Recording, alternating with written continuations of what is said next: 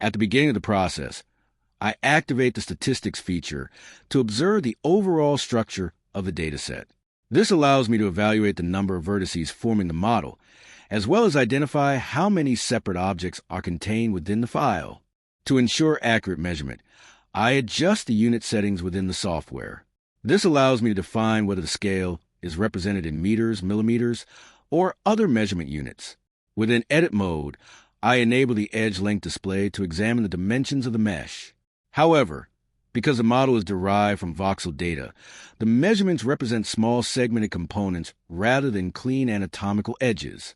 To simplify this process, I create a new reference object, a basic cube, and use it as a consistent measurement guide throughout the reconstruction.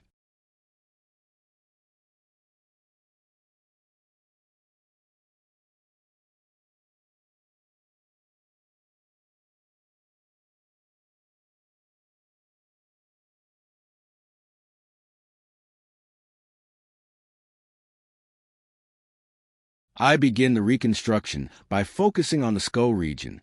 Relevant fragments around the head are selected and organized into a dedicated collection to maintain a structured workflow. This helps isolate important components and reduce visual clutter during reconstruction. There is an elongated structure located near the skull area, which is likely part of the neck, spine, or cervical region. I temporarily isolate and hide this section to concentrate fully on reconstructing the skull.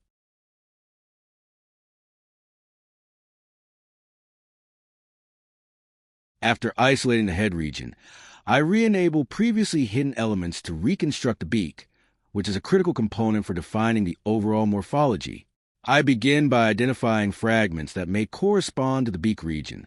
Once located, these elements are grouped together and analyzed for their spatial relationship to the skull. The beak is then divided conceptually into upper and lower sections. This allows for more control manipulation and alignment. Because the fossil data is incomplete, I apply a mirror modifier to reconstruct symmetry across the central axis. This provides a structural baseline for beak. Next, I begin refining the geometry through sculpting. This involves adjusting curvature, elongation, and orientation to align with expected anatomical features. At this stage, I am refining the nasal opening on the beak. I carefully smooth and reshape the edges to make the structure clearer and more consistent with the surrounding geometry. This process helps define the form of the nostril more accurately while maintaining alignment with the overall anatomy of the beak. During this process, I continuously evaluate the proportions of the beak relative to the skull. This is important to ensure that the reconstructed structure remains biologically plausible. In areas where the original data is missing, I introduce new geometry to fill gaps. These additions are guided by reference materials and general anatomical knowledge, rather than arbitrary modeling. The reconstruction process here is iterative. I repeatedly adjust, refine, and reevaluate the form to achieve a coherent structure. Once the beak reaches a satisfactory level of development, I begin aligning it with the cranial structure. Special attention is given to the alignment of nasal openings and the connection between the upper beak and the skull. This integration is critical for ensuring that the reconstructed skull functions as a unified anatomical structure. From the surrounding cluster of bones, I select a fragment that appears to represent the skull. This selection is based on identifiable features, such as orbital cavities and ear openings. Visible openings within the skull fragment suggest the presence of nasal cavities. These are aligned with corresponding structures in the beak to ensure anatomical consistency. To assist in reconstruction, I apply a mirror modifier to the skull. This allows me to focus on building one side while automatically generating the opposite side. Once one side of the skull reaches a satisfactory level of completion, the mirror modifier is disabled. This allows for independent reconstruction of the opposite side based on original data. At this stage, I begin searching for the original fragments corresponding to the opposite side of the skull to continue the reconstruction process. As observed in the dataset, parts of the skull are fused with surrounding materials and show thickening due to mineral deposits. To address this, I perform controlled cutting operations to separate overlapping structures. The removed fragments are not deleted, as they may represent important anatomical components for other regions. Unnecessary fragments are temporarily hidden, allowing me to focus on positioning and reconstructing the skull more accurately. I then proceed with sculpting to refine the skull's shape. This includes smoothing surfaces and enhancing structural clarity. I bring back the parts that I previously cut and hid, then carefully match them to the missing areas like assembling a puzzle. As much as possible, I prioritize using the smallest fragments to achieve a more precise fit. I then re-enable the side that still has the mirror modifier to use it as a reference for the side without symmetry. Using this as a guide, I make subtle adjustments to the skull, gently pulling and repositioning the geometry to form a more natural, rounded cranial curvature. After establishing the overall shape, I refine the anatomical features by enhancing the eye socket or orbit, as well as ear opening. These details are clarified using sculpt mode, allowing me to improve definition while maintaining consistency with the overall structure. I add new geometry to manually reconstruct the bone structures. The skull is composed of many small, intricate bones, and in this fossil, a significant number of them are missing. To assist with this, I introduce simple base forms, such as a spherical shape, to help establish a more natural, rounded cranial structure. From this base, I carefully build the missing elements by hand, using available fragments and anatomical references as a guide to approximate their original form.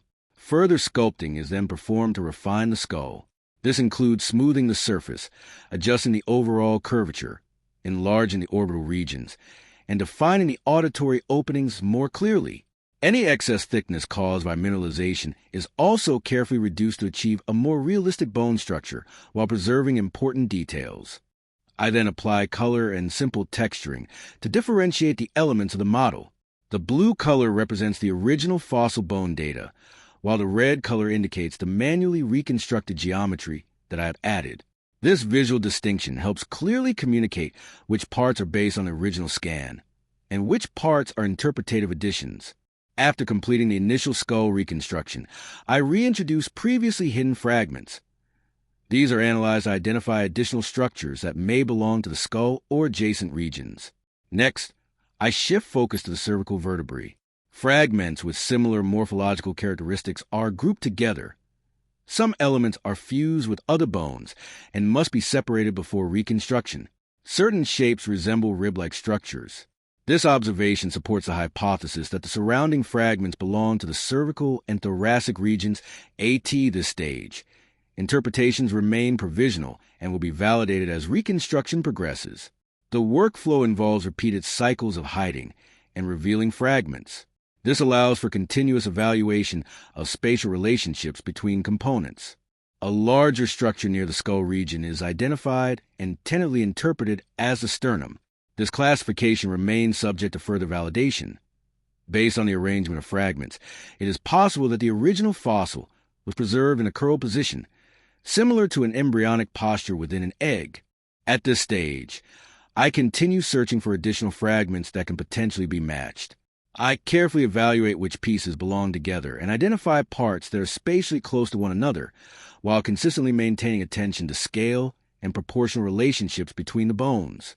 In terms of scale, I use small bird anatomy as a reference, considering that the specimen is approximately 2.5 inches in diameter. This suggests a very small, possibly juvenile or micron-sized avian specimen.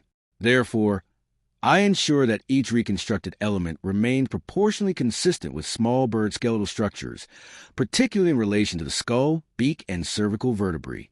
I attempt to incorporate the structure that I previously identified as either the sternum or the coracoid. I carefully position and evaluate this element in relation to the surrounding anatomy, ensuring that its placement remains consistent with the overall skeletal structure. As before, in this video, the blue color represents the original bone data, while the red color indicates the reconstructed elements that I have added. In the video, I have labeled the identified bone parts along with their anatomical names based on my current interpretation. However, these positions may change as I continue working on other sections and refine the overall reconstruction. And this shows the arrangement of the bones I have reconstructed so far in relation to the fragments that are still unprocessed.